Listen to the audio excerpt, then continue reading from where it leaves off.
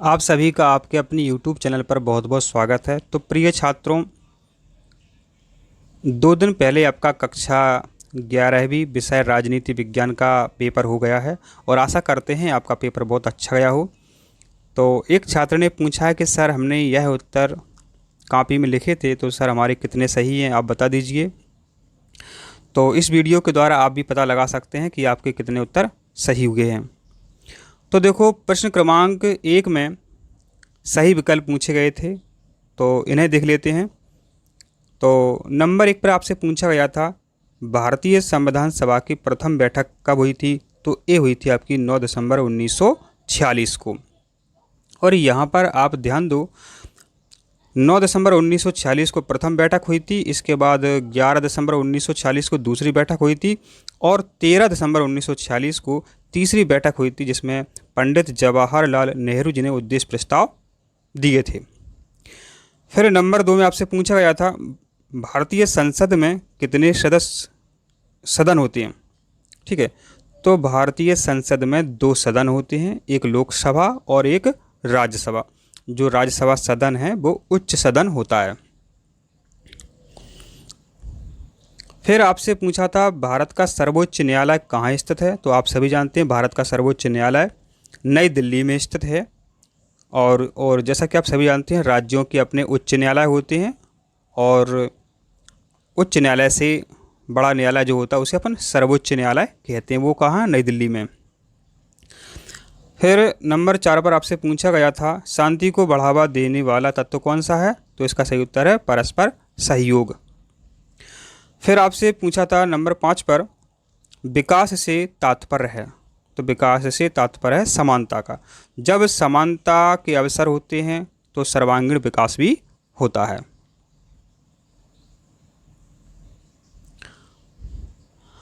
अब हम देख लेते हैं प्रश्न क्रमांक 2 के उत्तर।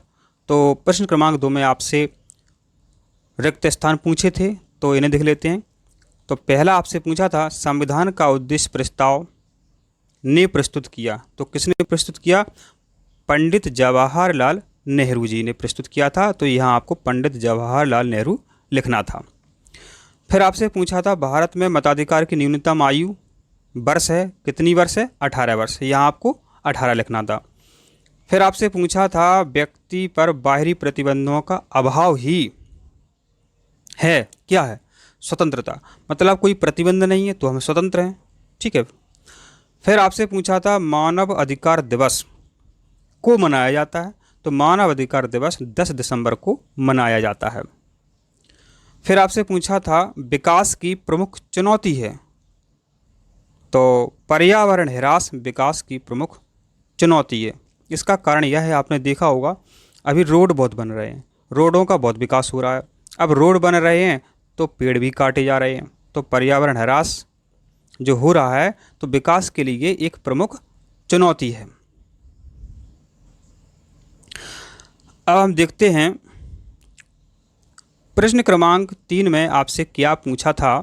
तो आपसे पूछा था सत्य और असत्य। ठीक है। तो सबसे पहले आपसे पूछा है, अधिकारों के बिना ही हम बेहतर जीवन जी सकते हैं? तो ये असत्य है। संविधान ने भी आपको मौलिक अधिकार दिए हैं, तो इसीलिए दिए हैं कि आप बेहतर जीवन जी सकते हैं। तो अधिकारों के बिना ही हम बेहतर जीवन जी सकते हैं? नहीं जी सकते हैं, तो ये असत्य है। फिर है, भारत का संविधान 26 जनवरी 1950 को लागू हुआ? तो ये आपका सत्य है। फिर है, महात्मा गांधी को अहिंसा का पुजारी कहा जाता है? बिल्कुल कहा जाता, तो ये आपका सत्य है। और दल विरोधी कानून 52वें संविधान संशोधन से संबंधित है? तो ये सत्य है।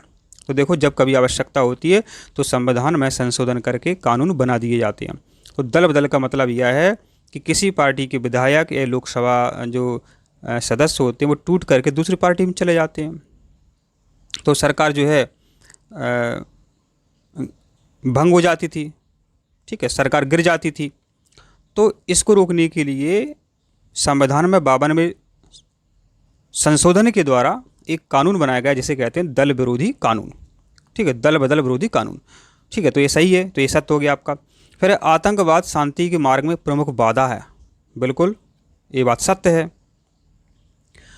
अब हम प्रश्न क्रमांक 4 देखते हैं और आपसे पूछा गया है एक शब्द या एक वाक्य में उत्तर दीजिए, आपकी इच्छा है।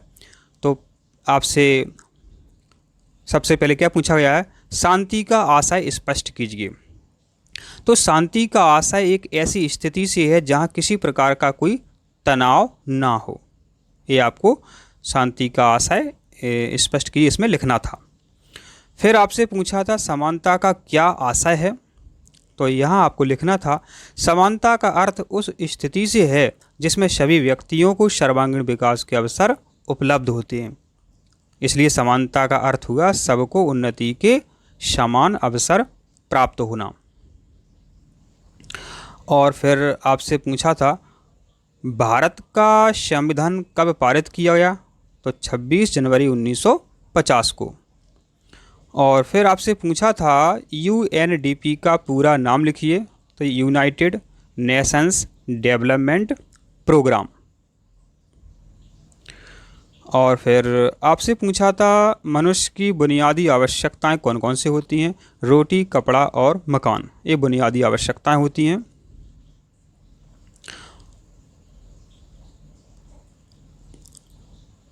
यहाँ आप स्वास्थ्य भी लिख सकते हैं।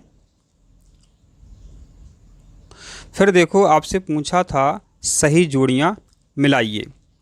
तो महात्मा गांधी हिंद स्वराज, ठीक है। तो इन्होंने हिंद स्वराज नामक पुस्तक लिखी थी, आप सभी जानते हैं। भारतीय संविधान कैसा है, उदारवादी है। विकासशील देश कैसे होते हैं, तो जहाँ शिक्षा व चिकित्सा सुविधाओं में कमी होती है विकासशील देश कहलाते हैं। प्लेटो दी रिपब्लिक, मतलब प्लेटो जो थे इन्होंने दी रिपब्लिक नामक पुस्तक लिखी थी, ठीक है। फिर राज्य के नीति निर्देशक तत्व।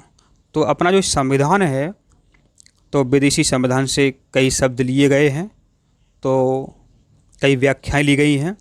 तो उन्हीं में से एक है राज्य के नीति निर्देशक तत्व। यह आयरलैंड से लिए गए हैं। जैसे आप सब जानते हैं जो मौलिक कर्तव्य होते हैं वो रूस से लिए गए हैं। जो मौलिक अधिकार होते हैं वो आपके अमेरिका से लिए गए हैं।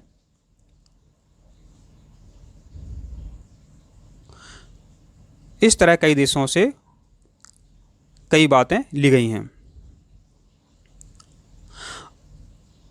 तो यह आपके